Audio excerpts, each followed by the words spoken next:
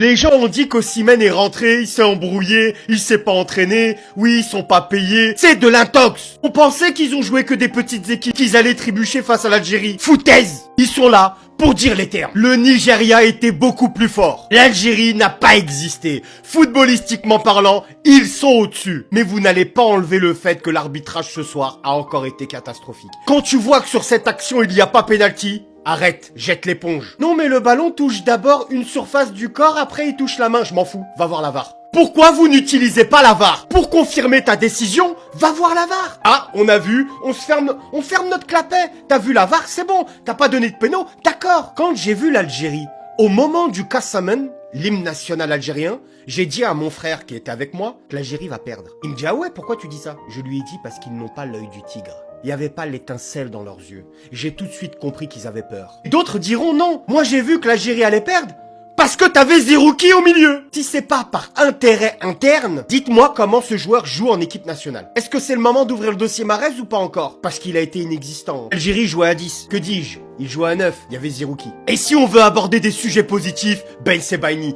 patron de cette défense du début à la fin. C'est l'un des seuls joueurs qui m'a énormément plu dans cette équipe nationale. Sur certains matchs et certaines situations, il avait la carrure d'un capitaine. Dites-vous bien que ce soir, on a vu une équipe qui va jouer la Coupe du Monde et une autre qui ne jouera pas la Coupe du Monde. Quand on voit le scénario du match, on se dit logiquement que c'est le Nigeria qui doit aller en Coupe du Monde. Et les Algériens vont devoir vite se ressaisir parce que si c'est pour aller en Coupe du Monde avec cet état d'esprit et avec ce rendement-là, ça risque d'être très compliqué.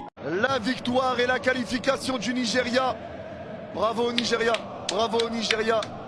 Rien à dire, rien à dire. Vous méritez totalement votre qualification.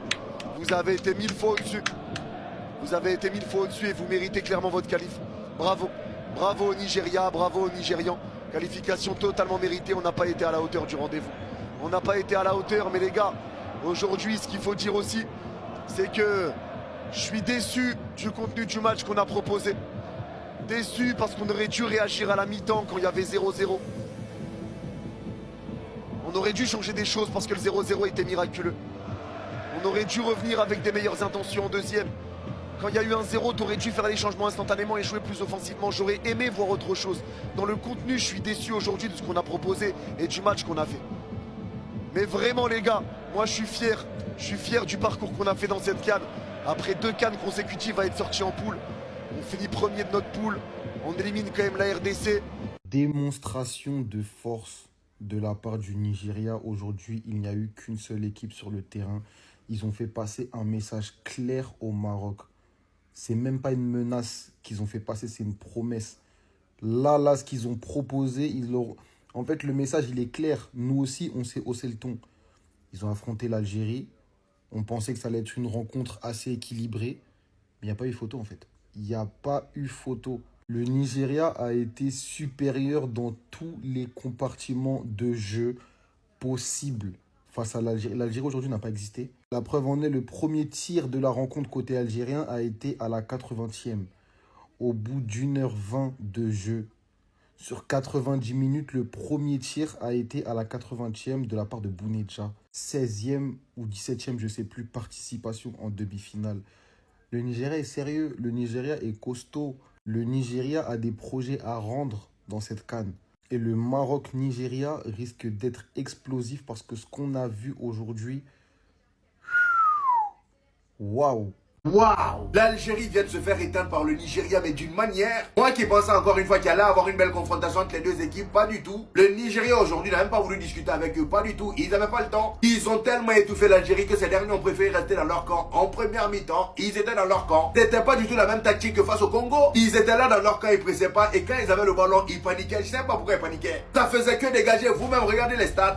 En première mi-temps, 0 tir au total, pas tir cadré, 0 tir au total. Et en deuxième mi-temps, on espérait au moins un petit sursaut d'orgueil, pas du tout, toujours 0 tir cadré. Il a fallu que Bounedjah rentre en jeu pour qu'ils aient leur premier tir cadré. Et le Nigeria, footballistiquement parlant, les amis, il faut qu'on en parle. Ils avaient l'air tellement déterminés et confiants sur le terrain aujourd'hui que ça en devenait flippant. Regardez le premier but, sur un magnifique centre d'Onyemachi sur le côté gauche. Osimhen réussit à s'isoler au deuxième poteau, il saute, il met la tête tranquillement, but. Juste après ça, à la 58e minute, le même Victor Osimhen sur un magnifique contre du Nigeria. Tellement le gars est physique, il tue un défenseur de l'Algérie, regardez-le par terre. Il arrive devant la surface à 1 contre 1 avec le dernier défenseur de l'Algérie. Il aurait pu partir tout seul, sauf que non, encore Adam s'était mieux placé. Il lui fait la passe, le gars se retrouve face au gardien. Il aurait pu tirer, et bah non, il a préféré dribbler le gardien. Il dribble le gardien et il fout le ballon dedans, 2-0. Et ce qui est fou dans tout ça, c'est qu'ils auraient pu marquer plus de 4 buts aujourd'hui dans ce match. Il y a même un but du Nigeria qui a été sauvé sur la ligne en première mi-temps. Bref, des occasions, ils en ont eu. Maintenant, moi, la question que je me pose, c'est comment le Maroc va s'en sortir face à eux là. Et j'espère vraiment que cette fois-ci, les arbitres vont nous laisser tranquilles, laissez-nous profiter du vrai football. Déjà qu'aujourd'hui aussi, il y a eu des décisions bizarres d'arbitrage. Et pour ce match Maroc-Nigeria, s'il vous plaît, faites-nous plaisir.